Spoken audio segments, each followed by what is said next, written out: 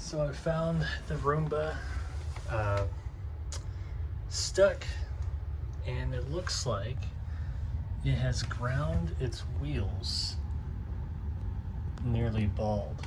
So it pretty much sits here doing this. Doesn't know that it can just back up.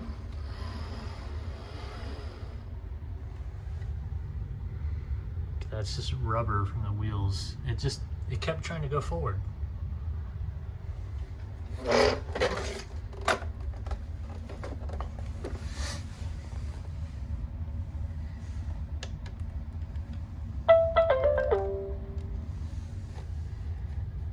Oh wow, damn.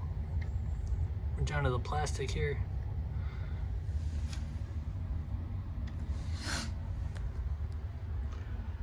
I think if we can update the algorithm to kind of detect this sort of situation, that would be nice.